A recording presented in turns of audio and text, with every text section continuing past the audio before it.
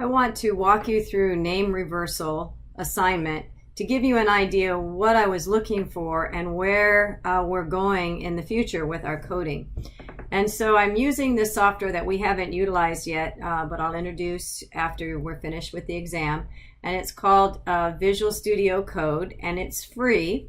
But what I want to use this for is to do what we call step-through code. In other words, I want to walk through this code line by line so you can physically see what the computers or the compiler's doing and the order in which it's doing things. So here's an overview of the code that I've written. And I've written self-contained modules. In other words, I've written a method that all its job is to print out a welcome message. I've written another module, and its only job is to get the first name from the user. And then I'm returning that first name to whoever calls this method. So I don't care who calls this method. Whatever statement calls this method is going to receive the first name or a name. I'm going to call last name. Same scenario, returns the value that the user input when this module was run or this method was run. Here's another method, display the reverse name. And so this particular method is a little different in that in order to use this method expects you to send, or whoever the statement to send, two pieces of data. It expects to receive the first name and it expects to receive the last name so that it knows how to print those values out. Remember, each of these variables are available only within this module. Once you leave this method or module, this value goes away. And so we have to send those values back and forth into these methods or to these modules. I use those terms interchangeably. We've set up a main method, and this is the method that's going to run initially. So we always want to start off with a main. And in Python, in order to get that method to run the first time, we have to call it. So if I don't write main here, none of these methods will run. In other words, if I don't have this main here, then nothing will happen. So I have to at least kind of get everything started by calling main. And main is the main method that's going to run each of these or call each of these that we've defined above in the order that we need to receive them or to run them. So I'm going to do what's called debugging, and this is, again, like I said, something we'll do in a later video, but I want to walk through this code so you can see it actually, how it's working all of these methods. So I'm going to do method debug and start debugging, and what this does is nothing because I didn't set it up properly yet. What I need to do is I'm going to set what's called a breakpoint. This is just going to run. Let me just run it out. Make sure, yes, the code is working. Okay, when you run a debug, the one step I missed already is that I need to put in what's called a breakpoint. And you can see this little red dot here. I'm going to click on that dot to make it active. And so what this is saying is, as I run main, or as I run this code, stop compiler when you get to this portion. Stop when you get to the breakpoint. And I'm going to walk through each line and watch you do every single line so I can see what's actually happening. So now this should do what I expected it to do. I'm going to hit debug and start debugging, and it should do things. And what you'll see now is this green line. You see a yellow arrow on top of my breakpoint, my red dot. And on the left-hand side, you're going to start to see things being filled in. And so what we're seeing here is, at this point, this welcome line has not run. So this yellow arrow indicates that the compilers run everything up to this point, which all it did is it got to the main, got into the main method, and now it stopped here waiting for us to say continue on. And what I'm going to do is walk through this line by line to see the code working. I can look over here and I see that in this particular method, there are two variables, an f name, which is undefined. In other words, it hasn't been given a value yet. And L name, again, there's the debugger is letting me know that it sees variables in this particular method, but those variables don't currently have a value, which makes sense. We haven't filled those in yet. So the first thing that should happen is welcome should run. These little buttons give me control over how those buttons are run. or how the line of code is run. And I'm just going to click step into, which just means walk through each line one at a time and stop. And so that's what happened. Welcome ran. We went into the welcome method, and now it's stopped, waiting for us to indicate that you're ready to run this next line. So you notice that our variables disappeared because they're no longer available to us here in this welcome method. There are no variables created in this welcome method, so we've got kind of a blank screen here, and nothing's happened. So what I'm going to do is say, okay, go ahead and run this line and then stop. So run this line and then stop. So what happened? Well, here's our output. So it ran the line, and then welcome was finished. So it returned back to where it came from.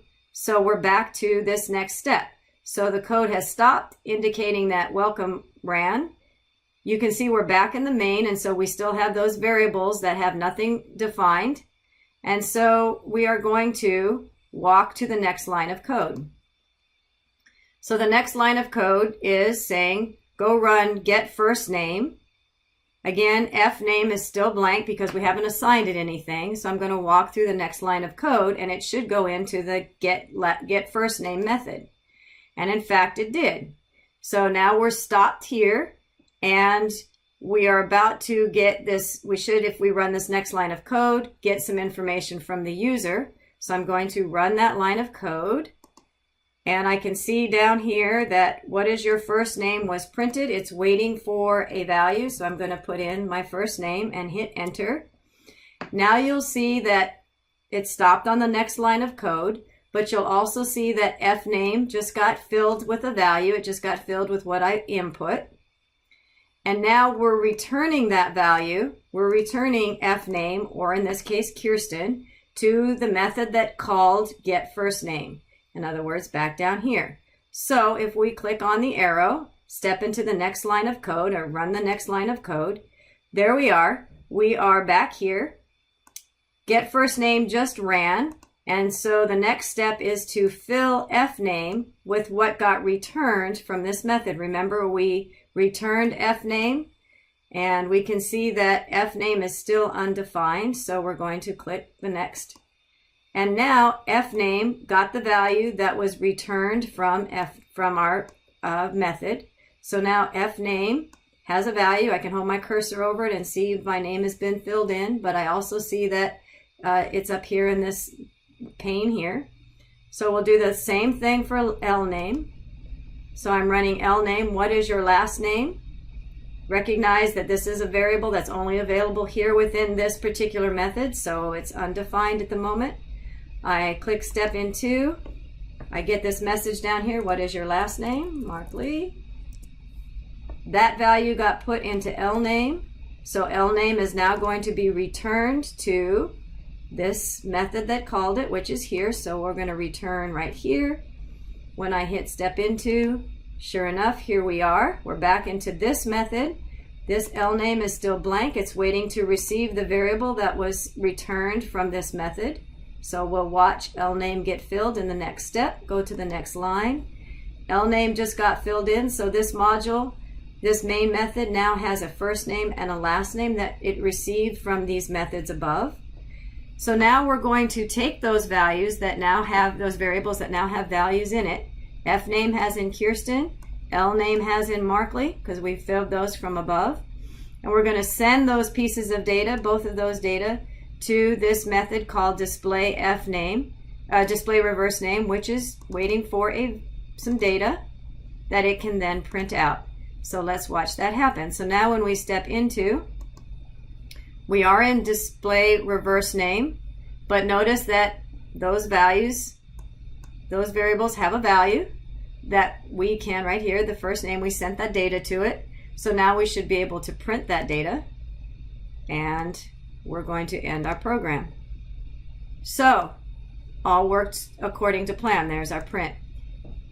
So again, debugging is a nice way, and we'll look at this more in detail, but I wanted to use this to give you a visual of exactly how things were running and how the data was being sent back and forth.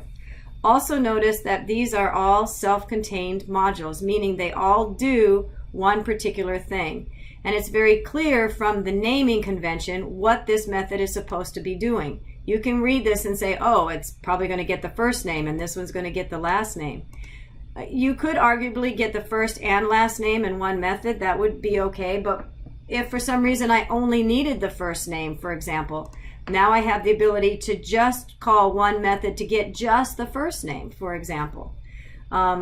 Anyway, so what I want you to get at is the idea here that we have a main method now that's running, and it's in control of calling the methods in the order in which you want them to run, and that each of these methods does one particular thing. Its only job is to print out the welcome message. This method's only job is to get a first name and return it. This one, last name. And this guy's only job is to get the first and to display them in reverse order. So I want you to start thinking of this very specific tasks being created in methods, individual methods, and then all of them being controlled by our main method, which is going to run first and be our ending point as well.